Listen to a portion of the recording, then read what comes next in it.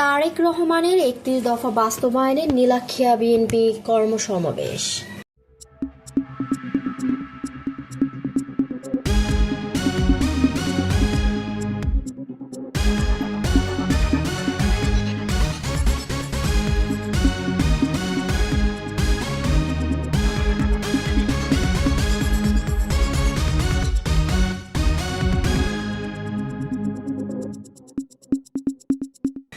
জামালপুর থেকে মোসাম্মদ পারভিন আক্তারের তথ্যচিত্র দেখুন বিস্তারিত।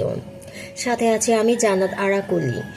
বকশীগঞ্জের বিএনপির ভারপ্রাপ্ত চেয়ারম্যান তারেক রহমান ঘোষিত ৩১ দফা কর্মসূচি বাস্তবায়নের লক্ষ্যে কর্মী সমাবেশ অনুষ্ঠিত হয়েছে। কর্মী সমাবেশে আগামী ত্রয়োদশ জাতীয় সংসদ নির্বাচনে বিএনপি মনোনীত প্রার্থী ও সাবেক সংসদ সদস্য এম রশিদুজ্জামান মিল্লাতকে বিজয়ী করার আহ্বান জানানো হয়। এজন্য সকল নেতাকর্মীকে ধানের শীষের পক্ষে কাজ করতে নির্দেশনা দেওয়া হয়। শুক্রবার ৭ নভেম্বর সন্ধ্যায় নীলক্ষিয়া ইউনিয়ন বিএনপির অফিসে ওই কর্মী সমাবেশ অনুষ্ঠিত হয়। কর্মী সমাবেশে সভাপতিত্ব করেন নীলক্ষিয়া ইউনিয়ন বিএনপির সভাপতি মমতাজুর রহমান মমতাজ। সভাপতিত্বে প্রধান অতিথি ছিলেন বকশীগঞ্জ উপজেলা বিএনপির সভাপতি মানিক সওদাগর। প্রধান বক্তা হিসেবে বক্তব্য রাখেন উপজেলা বিএনপির সাধারণ সম্পাদক জাহিদুল ইসলাম প্রিন্স। কর্মী সমাবেশে উদ্বোধনী বক্তব্য দেন উপজেলা বিএনপির সহসভাপতি আলহাজ অ্যাডভোকেট মোকাম্মেল হক।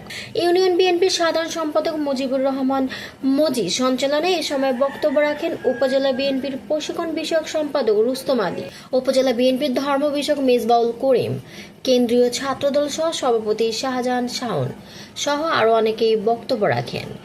প্রধান বক্তা জাহিদুল ইসলাম প্রিন্স তার বক্তব্যে ২০০১ থেকে ২০০৬ সাল পর্যন্ত সাবেক সংসদ সদস্য এম রশিদুজ্জামান মিল্লাতের আমলে বাস্তবায়িত নানা উন্নয়ন কর্মকাণ্ডের ফিরিস্তি তুলে ধরেন। তিনি বলেন, বিএনপি সরকারের আমলে দেওয়ানগঞ্জের পোল্লাকান্দি ব্রিজ নির্মাণ সহ শিক্ষা, সড়ক, যোগাযোগ, ধর্মীয় প্রতিষ্ঠান ও জনকল্যাণমূলক বিভিন্ন ক্ষেত্রে যুগান্তকারী উন্নয়ন হয়েছে। বিএনপি জনগণের দল, ক্ষমতায় গেলে আবারও জনগণের প্রত্যাশা পূরণ করবে।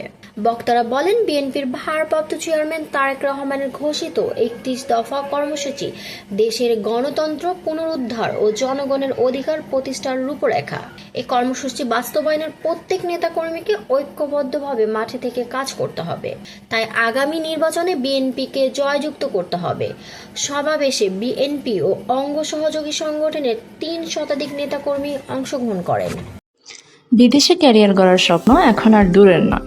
অস্ট্রেলিয়া, ডেনমার্ক এবং নিউজিল্যান্ডের জব ভিসায় কাজের সুযোগ আপনার অপেক্ষায়। ২০২৫ সালে ডেনমার্ক সরকারের নতুন নীতিমালা জব ভিসা প্রক্রিয়াকে করেছে আরও সহজ এবং দ্রুত।